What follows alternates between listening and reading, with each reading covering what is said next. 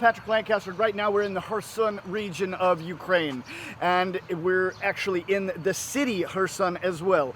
And today we're going to be speaking to a member of the Kherson government, someone that was put in power here just after February 24th when Ukraine forces evacuated the city of Kherson and most of the Kherson region. We're going to speak to him about the situation here, the people, and just get as much insight on the situation here as possible. So please like this video, share it across all social media. Remember, we're a totally independent crowdfunded journalist. You can support our work with the link on the screen or the description. And if you're new, share. We've got a lot of great information to come soon. So let's have a talk with him and see what the situation is. Can you please introduce yourself and tell us about yourself? Заместитель главы военно-гражданской администрации Херсонской области Стремоусов Кирилл. And can you tell us a little bit about your background and what you've done with your life? Я родился сам в Горловке, это Донбасс, Донецкая область, выучился там, затем учился, кстати, на Западной Украине, в городе Тернополе, получил экономическое образование. После этого я работал в разных правоохранительных органах, работал в кабинете министров в Government in Ukraine. Потом я очень много путешествовал по Америке, жил в Соединенных Штатах Америки, в United States, это Нью-Йорк, Чикаго, Калифорния, очень много путешествовал, затем путешествовал по Латинской Америке, бывал в Африке, бывал в Китае, проехал практически всю Европу, и в душе всегда оставался русским человеком, потому что меня так воспитали, научили, и когда начались события, особенно в 2004 году в Украине, когда с помощью, кстати, американского правительства произведен был первый государственный переворот на территории Украины, вы, наверное, все знаете, это называлась Оранжевая революция, которая потрясала тогда все бывшие страны Советского Союза. Я, если честно, тогда был слишком молод и не разбирался в этой всей политике, да. А потом, когда произошел в 2014 году переворот, я уже понял, что это все направлено на уничтожение нашей культуры, нашего рода и очередной, скажем, колониальный, понимаешь, такой колония, захват территории. Вот у меня сразу вопрос. У вас же в Америке День Благодарения есть? Индейку зажаривают? Да, конечно. А в этот же день индейцы, коренные жители Северной Америки, у них день траура по невинно убиенным индейцам, которых убивали, как показала практика, огненной водой, то есть алкоголем. Ну, помнишь историю? Индейцы живут в резервациях, и у них в этот же день день траура по убитым индейцам, которые убивали колонисты, которые приходили. Тогда не было американцев, тогда были англосаксоны, то есть англичане, которые продолжают свою колониальную политику и решили таким же образом поработить славянские народы. Но путешествуя по Латинской Америке, я вижу, под каким гнетом сегодня находится вся Латинская Америка. И я свое путешествие по Латинской Америке посвятил как раз вот истории и изучению жизни Эрнеста Че Гевары, который как-то сказал очень хорошую вещь, что лучше уж я буду самым последним и нищим индейцем в Латинской Америке, чем первым миллионером в США. Потому чем больше у меня денег, и чем больше я денег украл или забрал у народов или людей, тем я не буду счастливым, потому что за мной правды нет.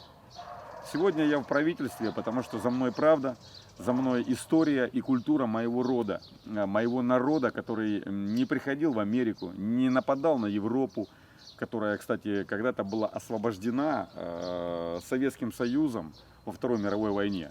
Сейчас в Америке ходят многие истории о том, что именно США победила фашизм.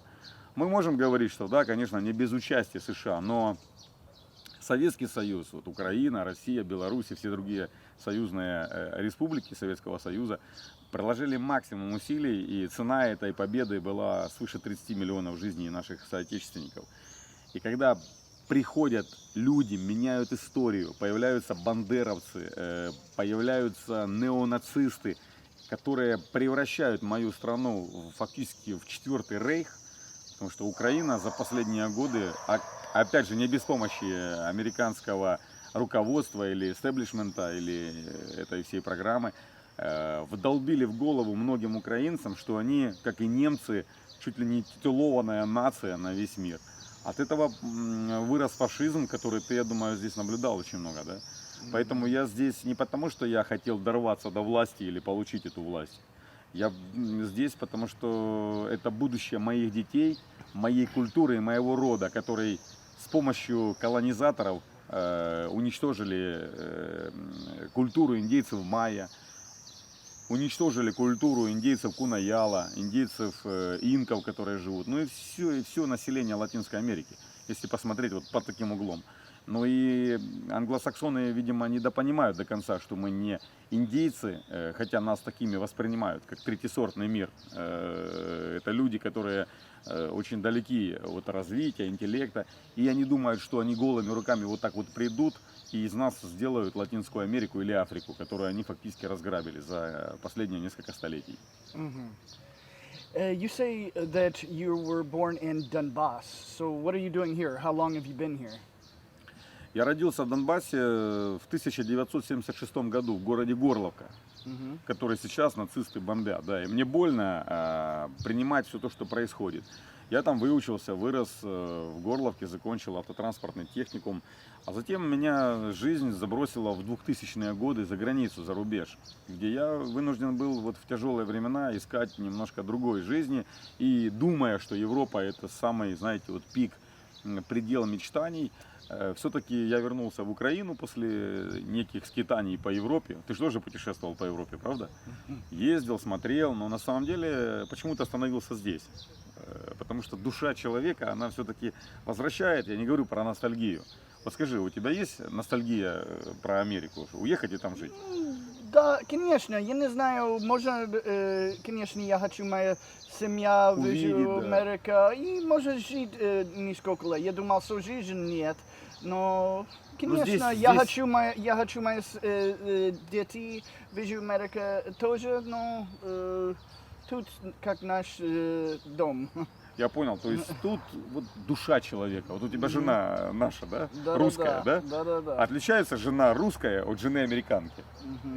Отличается лучше жена русская или жена Ну, американская? конечно, это до я Донбасс, я уже, моя жизнь был, может, 45 страна, и никогда жена. Поэтому мы говорим, Mercedes. поэтому мы говорим о том, что здесь все-таки душа, любовь, она есть, она настоящая. И здесь она не за деньги, потому что time is money, время деньги. Здесь времени за деньги не существует.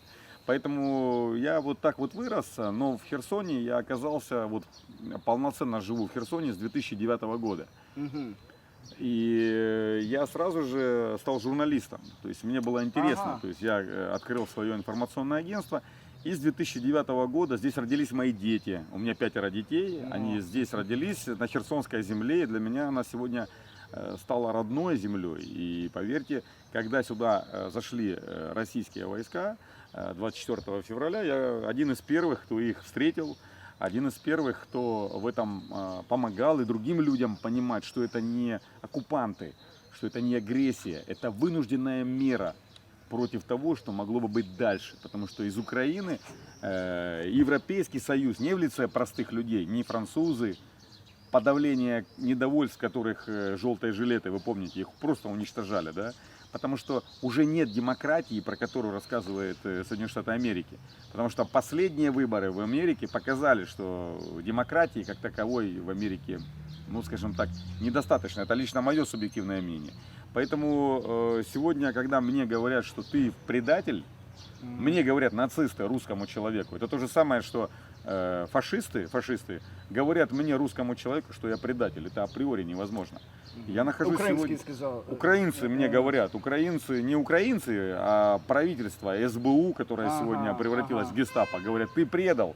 Я говорю, я не присягал на верность фашизмам и этим бандеровцам. Я был всегда русским, и для меня моя история, она важнее. Поэтому я здесь сегодня, и моя задача, скажем так, откровенно говоря, не власть и деньги, потому что я при власти сегодня нахожусь, правда? Но меня деньги не интересуют, потому что я глобально смотрю на будущее моей страны. Так же, как и каждый американец, родившийся в Америке, мог бы думать о будущем его, правильно? И детей в том числе. Но в Америке, вот мне кажется, что свободы как таковой нет.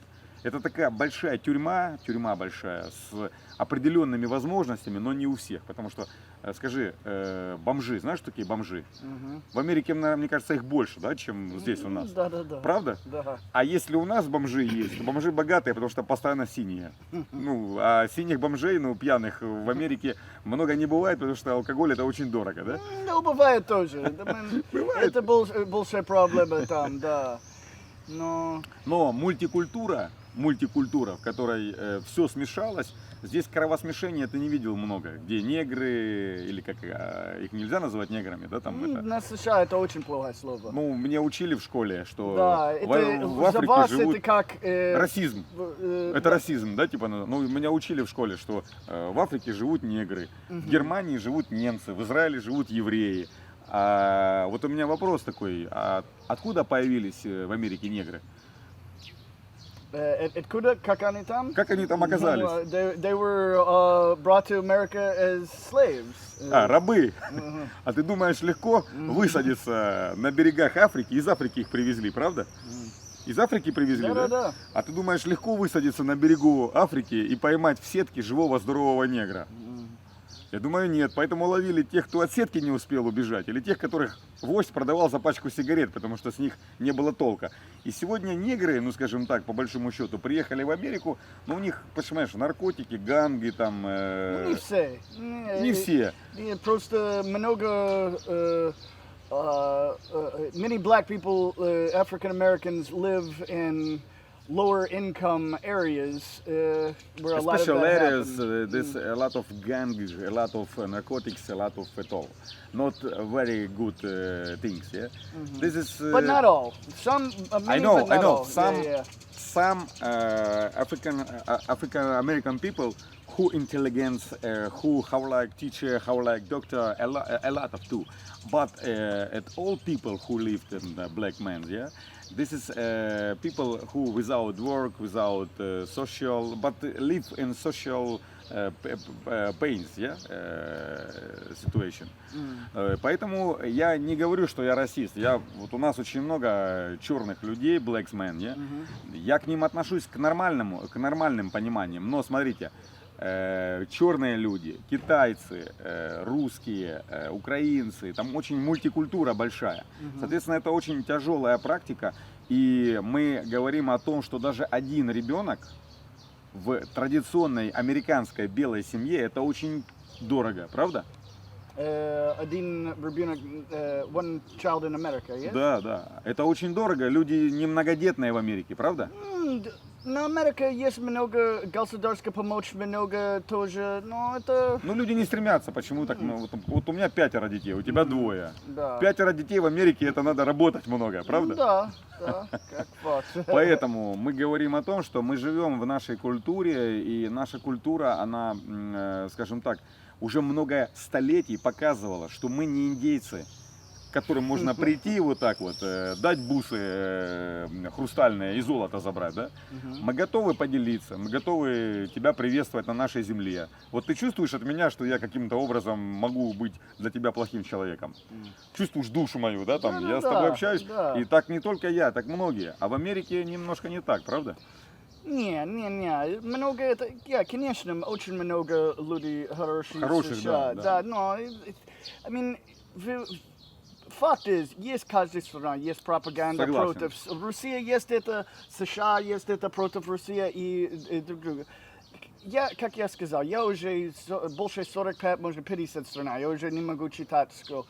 Есть хорошие люди как на каждой стране. Украинский есть хороший, русский есть, США, Китай, Япония, есть хорошие люди. Но здесь мы пришли к тому, что я, живя в Украине, вот на Западной Украине, такие же люди, как я. У них такие же имена, такие же фамилии, но идет война между Россией и Украиной. Хотя один народ, согласен? Мы же один народ. Это как бы, помнишь, южане и северяне, Саут и Норт, когда воевали в Америке. То есть воевали англичане друг против друга. Помнишь эту историю? Да. Здесь то же самое происходит. Но тогда они воевали на земле, которую они забрали у индейцев, правильно? Это наша земля. Это земля не только украинской нации, как они говорят. Мы же не нацисты. Это земля русская. А эта земля освобождалась неоднократно русским человеком. Херсон это русский город. Я не говорю, что там Западная Украина сегодня ополячилась, но война идет не потому, что я какой-то плохой украинец или плохой русский. Война идет потому, что на самом деле у людей в голову вбили этот нацизм, фашизм, который преподносит украинца выше. А русские, это, как они говорят, это плохое. Но это же неправда. Well, now that you said that, I have a question for you about the people here. In your opinion, what is the separation or the percentage of people that are pro-Russian or pro-Ukrainian? Я не думаю, что разница между украинцами и русскими, она есть. Ее нет просто, не существует. Не. В процентном соотношении проукраинские и пророссийские Херсоне? настроения в Херсоне. Я скажу, что в Херсоне нет соотношений проукраинских и пророссийских, потому что изначально в русском городе, не существует понимания проукраинский или прорусский. Почему? Потому что общая история. Нам за последние несколько лет перекрутили историю и ее поменяли. И пропаганда, она внесла какие-то вещи, в которых, но сам вопрос, проукраинские или пророссийские. Ну как это, проукраинские или пророссийские? Мы говорим, что это русская земля. Вот как ты скажешь, язык какой у нас, русский или российский? Русский, да? Русский. Да. Он же не российский, его же в России не придумали язык. А украинский на колени пишут сегодня. Берут из Америки слова американские, да, польские слова и быстренько переводят их для того, чтобы сделать separate, то есть разделить, язык разделить, как говорил товарищ Порошенко, религию разделить, потому что мы православные, сюда пришла католицизм, пришел, католики сюда пришли, да. И вера. А какая вера у меня может быть к тем, кто сегодня за американские деньги, мы не скроем этого, за американские гранты, которые приходят сюда, нам подменяют историю, подменяют культуру, вводят в нашу традиционную семью ЛГБТ-сообщество. Извините, ну у нас понятие слова пидорас, понимаете, что такое пидорас? Да. И нам говорят, это нормально, и когда мне показывают, мне, нормальному половозрелому мужчине, у которого 5 детей, мне скажут, что это вы притесняете, да не вопрос, идите там себе занимайтесь, где вы хотите, здесь этого не будет никогда. И самое важное в этой всей истории, это все распространяется и на политику в том числе. Когда сегодня ты патриот, кричишь на камеры, а когда приходит время отвечать, ты берешь ноги в руки и убегаешь. Потому что все правительство Херсонской области убежало. Хотя вчера они были патриоты, они сказали, мы будем до конца защищать землю. И где они? Вот вопрос. Поэтому процентное соотношение русских или украинцев, ну, я не скажу, что есть, конечно, люди, которые думают, что Украина это хорошо. Есть, конечно, очень большое количество людей, русских, которые думают, что Россия это хорошо. И по логике вещей я мог бы даже сегодня сказать, что это соотношение пополам, 50 на 50. Да? Я мог бы сказать такое, но не потому, что с практической точки зрения. Хотя большинство населения здесь русские люди. Потому что юг Украины никогда не был бандеровским и никогда не был пособником фашистской идеологии нацистской Германии, которую проповедуют сегодня украинские нацисты. Я скажу смело, что здесь около 95% населения составляют русские люди. Well, right after February 24th and in March, there was some protests in Kherson, pro-Ukrainian protests. What can you say about that and what was the real situation?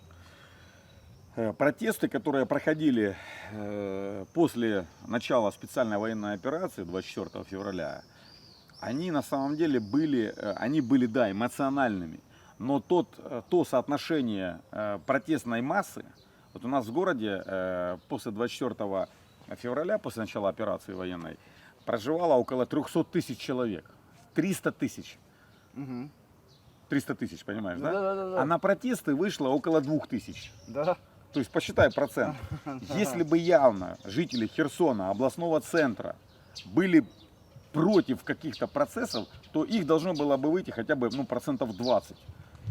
То есть мы, давай говорить, даже 10% из 300 тысяч, это сколько? 30 тысяч человек. 30 тысяч. 30 тысяч, это здесь бы, наверное, ну, было бы завалено все, и тогда бы, конечно же, все бы понимали, что российские войска, которые пришли в Херсон, это как бы плохо. Потому что в Америке, скорее всего, если так бы произошло, то вышли бы, потому что это сегодня их земля, они родились в других историях, это все 200-300 лет происходило, правильно? Сегодня в протесты вышло около 2000 человек. Меньше 1%. Это даже меньше 1%, если говорить объективно. Но эти картинки профессиональные пропагандисты показывали, что вот, смотрите, Херсон против, да? Но я тебе больше скажу, что Херсон сегодня, Херсон, это уже не Украина. Это мы говорим, хотя Херсон живет по украинским законам, и это не Российская Федерация, как и ДНР, ЛНР, правильно? Но тем не менее, давайте говорить объективно. Объективу камеры достаточно картинки, что много людей, да? Но 2000 из 300-тысячного города, это ну, смешно, по-моему, по меньшей мере. И большая часть этих людей, большая часть, они пришли там за деньги. Потому что это были, я не говорю, что их раздавали там на этом протесте, это были пособники как раз вот развала государственности украинской. Это грантовые структуры, общественные организации. Это те, кто попал под пропаганду и не понимал, что происходит. Это коррупционеры, которые хотели украинской, ну скажем так, халатности и разворовывания бюджета. Это депутаты, которые ходили в городской совет херсонский и областной, чтобы пилить бюджет, разворовывать социально необеспеченные семьи, разворовывать пенсионеров и грабить все, что можно украсть у этих несчастных людей. Поэтому на самом деле, давай проще, на протесты вышло меньше 1% людей. Это говорит о том, что Херсон не воспринимал эти протесты как спасение для украинского нацизма. Понимаешь ситуацию? Да. And during that protest, after the protest, it was widely reported in Ukraine with some video evidence that Russian soldiers were overly aggressive in beating protesters. What can you say about that? Ну, агрессивные действия российской армии, первые протесты вообще не наблюдал. Они выходили и делали все, что хотели, протестанты, потому что их никто не трогал. Они залезали на БТРы.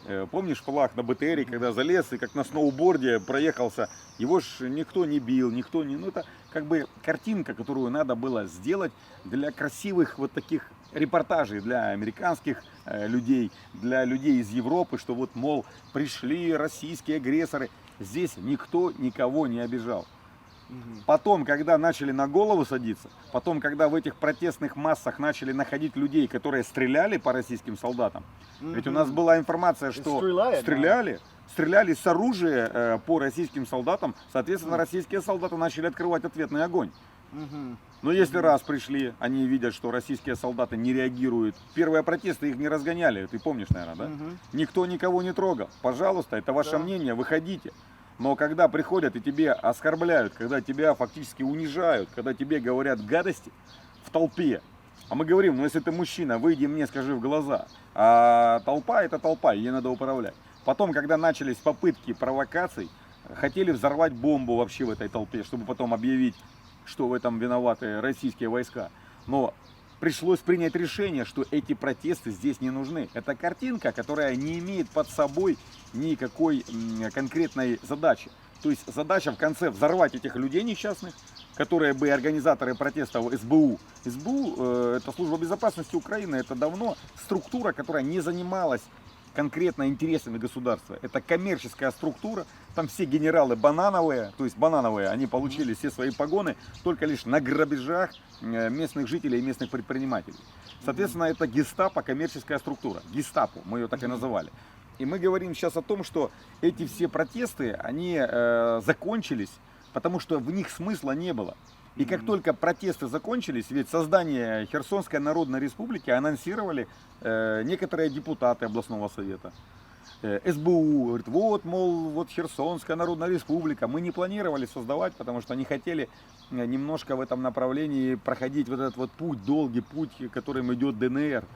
В ДНР действительно 8 лет вот этой вот борьбы, они молодцы, они выстояли, выдержали. Благодаря ДНР мы сегодня осуществляем вот эту вот свободу своей культуры. исторической справедливости. И мы говорим сейчас о том, что на самом деле все то, что происходит с нами, это провокация, которую постоянно создают украинские власти. И после того, как не получилось вызвать людей на улицы по вопросам референдума, по городу Херсону начали наноситься ракетные удары. Точки У прилетели. Ракетные удары наносятся каждый день. Мы же с тобой были на развалинах, и когда задается вопрос, кто стрелял, но не стреляли это российские войска. Это глупо. Стреляет это Украина, и она постоянно стреляет. И бесполезные пропагандистские какие-то вот такие речи, что они побеждают, что они освобождают Херсон ценой жизней, кстати, украинцев, которые сегодня гибнут на бесполезной войне. Почему? Потому что, вот я тебе задам вопрос. Ты знаешь, что такое Порошенко? Да. А ты знаешь, что такое Турчинов? А ты знаешь, что такое Аваков? Знаешь таких людей, да? Да. Луценко. У них у всех есть дети, по 20, по 30 лет сыновья, да? А ты не слышал, чтобы их сыновья были где-то на передовой, на фронте? Или погибли здесь где-то в Давыдов-Броде? Или где-то под Бучей? Не слышал? Нет? А почему? Не могу понять. Почему товарищ Порошенко ходит с автоматом? Почему товарищ Аваков не может никак налюбоваться с собой в экран? Зачем? Эти люди, которые являются для них обыкновенными индейцами, им рассказали какую-то историю и гонят их практически насильно на эту войну. А зачем сегодня товарищ Зеленский запретил мужчинам выезжать из Украины? Зачем этих людей, которые не хотят воевать, они снабжают оружием, а если не хочешь, на подвал закрывают или арестовывают? Столько людей пропадает. Там же отъявленный на той стороне фашизм, который сегодня не дает понять, что у человека есть право. Институт права человека. Вот если ты не хочешь воевать, как тебя можно заставить? Да, но, как вы понимаете, много стран тоже сделают это. Ну, поэтому это и есть фашизм, который на самом деле неприемлем. Здесь никто не ловит никого, не одевает форму. Говорят, мобилизация здесь. Ты слышал, что здесь какая-то была мобилизация? Здесь нет, только Донецк есть. Ну, Донецк это республика, которая реально 8 лет сражается. И 8 лет нацистский режим, я говорю, чтобы ты понимал, украинский народ не виноват, он заложник Зеленских, Порошенко, Турчиновых, Аваковых. Это люди, которые к коренному населению отношения не имеют. Это люди другой веры совершенно. Понимаешь, о чем я говорю? Да. У них синагога, я не говорю про евреев плохо, но у нас президент еврей.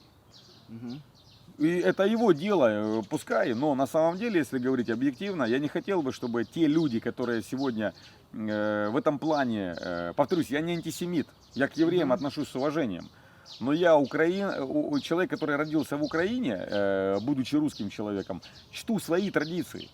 Если для товарища Зеленского Библия не является основополагающим моментом, он же Тору читает, правда? Это как бы такой момент скользкий, тонкий, но на нем нет вот этой формы понимания жизни, когда Зеленский говорит, я, говорит, буду, говорит, бороться или воевать до последнего украинца. Почему он не говорит, я буду воевать до последнего еврея? Он же не говорит об этом. И почему их дети не ходят на фронт и не умирают вместе с теми русскими парнями, украинскими, которые сегодня, как говорят, разделяй, стравливай и властвуй. Они властвуют, потому что наши люди сегодня до конца не понимают, какие задачи стоят у таких, как Зеленский, Порошенко, которые довели нашу страну до вот такой страшной ситуации. Я не хотел говорить разницу между черными людьми, да, там, монголами, китайцами, немцами или евреями. Но, как показывает практика, Зеленский, он лукавый человек, потому что он приходил к власти в Украине на волне того, что люди ненавидели Порошенко. Украинцы ненавидели Порошенко. Хотя Порошенко, он же националист, он же принял за украинский язык, то есть за мову, да. Он за веру, он за религию, он все сделал, но его ненавидели и голосовали за Зеленского, потому что Зеленский обещал, что будет мир, что будет мирное урегулирование конфликтов всех, правильно? Он же приходил на этой волне, и как только пришел, он стал еще хуже, чем Порошенко, потому что Зеленский как остался клоуном, понимаешь, актером, так и продолжает свою позицию актера, потому что это не президент народа Украины, который он довел до войны, который он довел до нищеты. И довел до того, что большая часть украинского народа сегодня скитается по Европе и по всему миру. А ты знаешь, наверное, ты, наверное, тоже ездил, что мы никому не нужны. Если у тебя нет денег, то не может тебя долго греть какая-то семья, или в Норвегии, или в Польше. Потому что есть семья, ну и что тебе содержать украинца из-за такого Зеленского, который награбил и наворовал в этой же стране все имущество.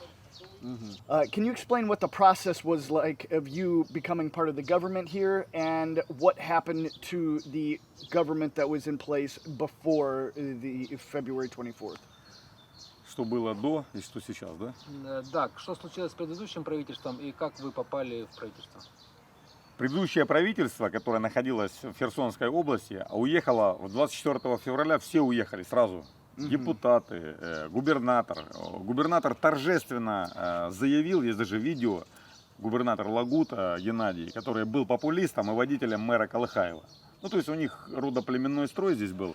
Он заявил торжественно, что будет до последнего сражаться и находиться здесь с жителями Херсонской области.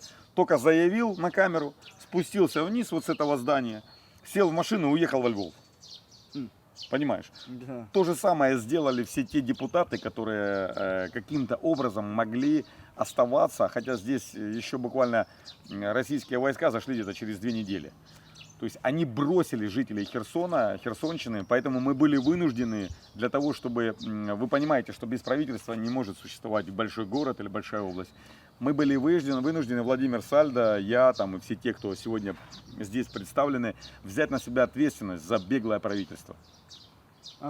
And when you came into power, how did that happen? You met with Russian forces, or how did that happen? Блин, что-то. Как получилось, что вы попали в правительство? Я был с первых дней здесь, и, честно сказать, я ждал, когда российская армия придет и закончит весь этот нацизм. Поэтому, как только пришли сюда российские войска, мы начали общаться сразу же. И я сразу же начал дальше организовывать процессы, помогать людям, которые нуждались здесь в помощи. Соответственно, когда принималось решение о назначении моим заместителем главы военно-гражданской администрации, конечно же, попросили и меня в том числе представлять правительство Херсонской области. And what are the main tasks you feel that the administration has to overcome, and the main problems and things they have to do? А какие главные задачи, какие главные проблемы вы сейчас решаете? Я понял.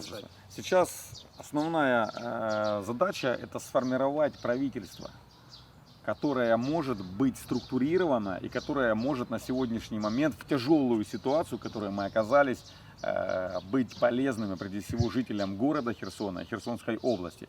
Сегодня речь идет о гуманитарной помощи. Ведь люди не голодают, потому что благодаря правильной административной работе сейчас идет как раз вот процесс насыщения продуктами питания, средствами первой необходимости. Второй момент. Мы сейчас готовим базу данных по социальным выплатам. Мы сейчас готовим возможность принятия решений относительно, благодаря президенту Российской Федерации Владимиру Владимировичу Путину, получения гражданства Российской Федерации. Мы готовим интеграцию в российское законодательство и, конечно же, вход в состав Российской Федерации как полноценное государство. Поэтому задач очень много, мы их выполняем по мере наших возможностей, ну и подыскиваем кадры, которые смогут работать непосредственно у нас в нашей администрации. Now, does the future of Kherson and the Kherson region rely on what the people want, or is it going to be decided by the Russian government or the administration? Я думаю, что будут принимать решения люди, жители Херсонской области, и это все сегодня не самое главное. Потому что если мы быстренько заявим о том, что мы составная часть Российской Федерации, здесь очень много вопросов. И вопросов, которые не вскрылись после начала специальной военной операции, а вопросы, которые были много-много лет. Это разрушенная экономика, уничтоженные предприятия. Это фактически созданная новая система родоплеменного строя, в котором правительство Херсонской области последние годы представляло некий олигархат очень богатых людей, которые со своей жадностью сделали все, чтобы этот регион, богатейший регион, прозябал и представлял как раз вот нищую часть населения. Все те, кто сегодня был у власти, я не говорю все подряд, но большинство этой элиты херсонской местной, в том числе и украинской, сделало все, чтобы ограбить пенсионеров, сделали все, чтобы ограбить малообеспеченных, многодетных и тех, кто на самом деле нуждался сегодня в помощи. И самое страшное в этой всей истории, соразмерность заработных плат, пенсий была, вот скажем, вот такая по сравнению с тарифами и ценами, которые сегодня демонстрировала эта украинская власть. Поэтому вопросов много. И ответов на них на сегодняшний момент мы видим тоже много, но благодаря плечу Российской Федерации, которая сегодня является не просто полноценным старшим нашим братом, полноценным помощником, и выход этой всей экономической ситуации как раз вот лежит в плоскости нашего взаимодействия и отношений. Last night we heard an announcement about Ukraine shutting off the cellular service. Can you explain what the situation was with that? У нас несколько раз уже отключали мобильную связь. Отключали из-за прямых попаданий украинской армии по сетям сотовой связи. Один раз мы уже находились буквально несколько дней без связи. Второй раз мы находились, связь постоянно, она просто перебивается. Сейчас вот та часть, где связь была перебита, она находится в зоне боевых действий. Туда направлять людей, наших людей из территории Херсонской области, это же специалисты должны поехать, чтобы восстановить эти связи. Просто не имеем такой возможности, потому что жизнь человека важнее, чем связь всех вместе взятых людей. Я повторюсь, в этом плане мы не хотим, чтобы количество жертв только увеличивалось. Принято было решение обратиться как раз вот за помощью к Российской Федерации и помочь организовать мобильную связь уже непосредственно Российской Федерации не с той стороны подконтрольной Украине, а со стороны как раз Российской Федерации. И нам это удалось. И сейчас связь восстановлена. Мы можем сегодня, карточки мобильной связи продаются, и мы можем на сегодняшний момент полностью забыть про Киевстар, про МТС и про LifeCell, которые на территории как раз Херсонской области уже, я думаю, никогда не будут работать. The day before yesterday, in the night, we were here just across the street in a hotel, and we heard automatic gunfire going on, seemed very close. Can you explain to us what that was? Стрельба ночная, стрельба, которую ты слышал в правительственном квартале. Ну, скажу так, откровенно говоря, прилетел дрон, квадрокоптер. Кто его запустил, мы не знаем, но все полеты квадрокоптеров, дронов, это обыкновенный гражданский дрон, да? Он на самом деле должен быть санкционирован, согласован. Но охрана, которая не обратила, вернее, не знала, кто запустил этот дрон, открыли огонь по этому квадрокоптеру. Это как военный, украинский дрон или частный? Мы не знаем, он улетел, но это частный дрон, частный. Кто-то не знал, просто, пришел человек, запустил. Он полетал и открыли по нему огонь, все. Я не знаю, сбили дрон, не сбили дрон, но на самом деле никаких происшествий не было. Это не была перестрелка, это не был бой в правительственном квартале, это был несанкционированный квадрокоптер, все. And we went to the port the other day and we saw there's many ships stuck in the port and in the river. What are the plans to help them leave, if any? Во-первых, порт, на самом деле, Херсонский порт, это очень большой порт. Он не заблокирован нами, военно-гражданской администрацией, не заблокирован как раз вот непосредственно как раз вот в Херсоне. А порт, чтобы посмотреть, если карту, то выход в Черное море, он через Днепробургский лиман, как раз по той территории, которая обстреливается украинской армией, там все заминировано. Стоят мины, и выход в Черное море через очень узкий как раз вот перешеек, непосредственно через узкий, вернее, пролив Очаков и Кинбургская коса. Соответственно, там безопасность этих кораблей, она на сегодняшний день под вопросом. Потому что украинская армия будет обстреливать. И уже были случаи, когда украинская армия обстреливала даже маленькие корабли. Поэтому нам рекомендовано, скажем так, не выходить из порта. И каким-то образом это все сейчас как раз вот навигация закрыта.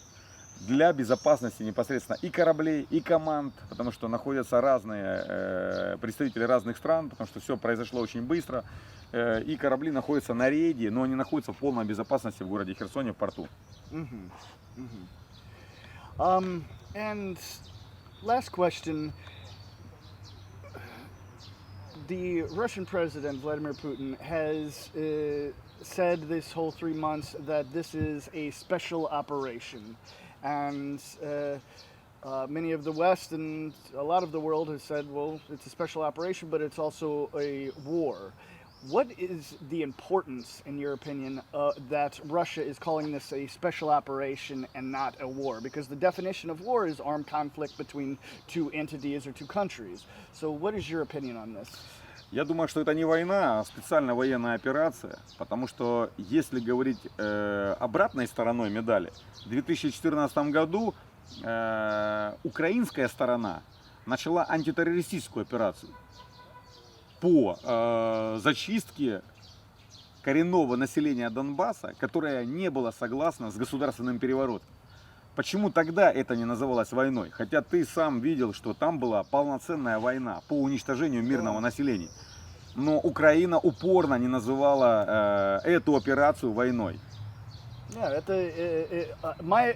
my opinion is that was war, and I believe this is war Okay. too. I mean, In- a conflict between two entities. By definition in the book, that's war. Okay. But the same thing, I was involved in Operation Iraqi Freedom in the United States. I was off the coast of Iraq for that, and again, the United States called it an operation. Okay, no problem. Seems like This a is lot. not- And you live now in Donbass, yeah?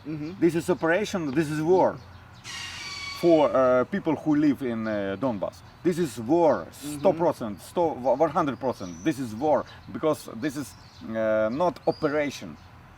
Потому что мы говорим, что Украина начала операцию антитеррористическую. Потом она назвала объединенные какая-то там силы какие-то там, да, еще. Но почему они не сказали, что они начали войну против жителей Донбасса? Так и Владимир Владимирович Путин называет это не войной, это специальная военная операция по разоружению, потому что было четко обосновано демилитаризация и денацификация населения, не говорю всего населения, а того, кто уже за 30 лет независимости Украины от здравого рассудка превратился в отъявленного фашиста. Ведь фашистская Германия с Гитлером тоже 8 лет готовила нацистов, которая также накачивалась некоторыми партнерами нынешнего Европейского Союза. Оружием, деньгами. Кто снабжал все то правительство Украины, которое накачивало вооруженные силы Украины? Это же не Украина изнутри сама себя создавала. Так же, как и Гитлера накачивала Соединенные Штаты Америки, Европа. А потом вот сказали, Гитлер вышел из-под контроля. Ну вот история, она повторяется. Ведь ты же, наверное, знаешь, что Украина сама по себе не могла, она не в состоянии была накачать себя оружием и создать вот эту вот мощь военную, которую готовили полномасштабным нападением на Российскую Федерацию. Ведь украинское правительство не скрывало, что оно пойдет на Москву, правда? Ведь украинское правительство не скрывало, что оно освободит какие-то территории Кубани. Они говорили об этом. То же самое делал Гитлер. И вот если вспомнить, многие сегодня говорят, что Сталин опоздал чуть-чуть. Что если бы Сталин нанес удар, но была другая ситуация. Правда? Сегодня Владимир Владимирович Путин спас десятки, миллионы жизней от той войны, которая могла произойти. Он спас мир от Третьей мировой войны. Потому что лучше пускай это будет военная операция, чем это будет Третья мировая война, которая затронет все европейские страны, весь мир, который сотрясался от той страшной Второй мировой войны. Я правильно понимаю или говорю? Да. И is it possible you can talk to our viewers in Europe and the United States and tell them something they need to know about this situation here? What you feel they need to know? Помоги мне чуть-чуть. По вашему ощущению, что должны западные страны знать? Вы можете сейчас обратиться. Я хотел бы все-таки сказать, что западные страны, они тоже разделены. Вот если говорить о Европе, это Европейский Союз. Французы, немцы, голландцы, их очень много. Это некий аналог Советского Союза.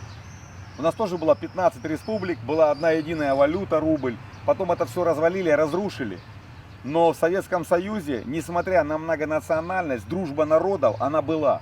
Я не знаю про дружбу народов в Европе, но никогда не будут голландцы дружить с немцами. Никогда не будут немцы дружить с поляками.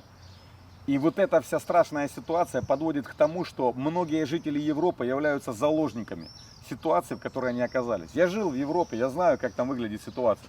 То же самое и в Америке, что демократия, про которую декларируют все средства массовой информации, а мы говорим, а кто сегодня хозяин средств массовой информации?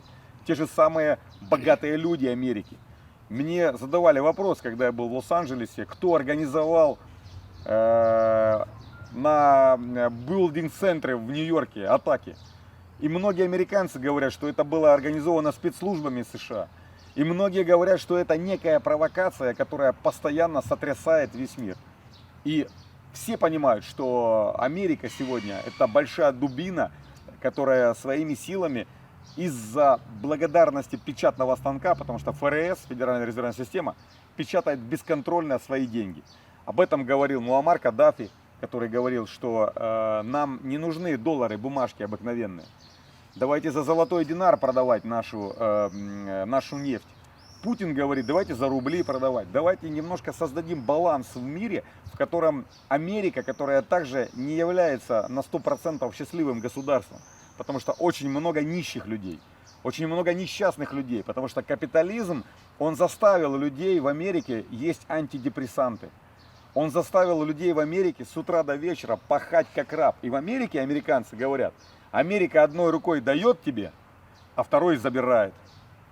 И мое обращение следующее, что власть, которую сегодня жаждут глобалисты, которые через пандемию, через разные болезни, через вот эти фонды, в том числе здравоохранения, уничтожили экономику Канады, уничтожили экономику США, Европы и создали искусственно условия, в которых мы с вами оказались на пороге информационной войны, в которой многие люди оказались без не просто средств к существованию, оказались на пороге непонимания смысла жизни. Почему у нас появляется в Америке, декларируют, очень много нетрадиционных ЛГБТ-сообществ? Почему люди уже уходят от естественных принципов матери природы? Почему на сегодняшний момент война для многих это нормально в телевидении, в Ютубе, который сегодня показывает вот эту страшную картину того, к чему мы пришли? Почему люди отказались от веры Богу, который дал всем одно единое, мать природу, которую все уничтожают с одной единственной целью – прожить сегодня, а что будет завтра, вообще никому не интересно. Поэтому я хотел бы обратиться ко всему миру и ко всем тем, кто меня слышит. Мы должны осознать, что в конце концов организм, который ведет войну сам против себя, он обречен. Он обречен на самоуничтожение. Если мы сегодня не сможем вернуть справедливость и мир в наши души, то мы, к сожалению, я думаю, что закончим очень тяжело и очень проблематично. Не дай бог начнется ядерная война, которой, кстати, Соединенные Штаты Америки на сегодняшний момент, играя своими мускулами и руками через Украину, через другие государства, подталкивает все быстрее и быстрее в этот мир. Я надеюсь, что хватит сил, хватит мудрости у Владимира Владимировича Путина, потому что если мы поставим на одну часть процесса двух мировых сегодня государств, ведь Россия и Соединенные Штаты Америки это два мировых государства, правда? И скажем, Путин и Байден. Чувствуете разницу? Путин, Конечно. чувствуете, Путин и Байден, вы как американец, да? Поэтому Байден это сегодня смешно. Говорят, сонный Джо, который спит и иногда забывает то, о чем он говорит. Это человек, который сегодня похоронил американскую мечту, о которой многие говорят. Но помимо говорить, надо делать. И вот Владимир Владимирович Путин это отображение того, что на самом деле надо понимать. Это не война, это специальная операция, которая навсегда я думаю, в ближайшие несколько столетий похоронит неонацизм, фашизм и вот это вот неправильное отношение капиталистов к обыкновенным людям. Спасибо большое. Спасибо тоже. Nice to meet you, my friend. Nice to meet you. All right, you hear it from the government official here himself. We've shown you what the civilians say as well. This isn't for me to put my opinion in. We just show you what the situation is here and what the people have to say, whether the civilians, military, or the new administration. So please like this video, share it across all social media, and subscribe if you're new. And again, remember, we're totally independent crowdfunded journalists. We're only able to do this work because of our support from viewers like you. You can support our work with the link on the screen or in the description. We're out.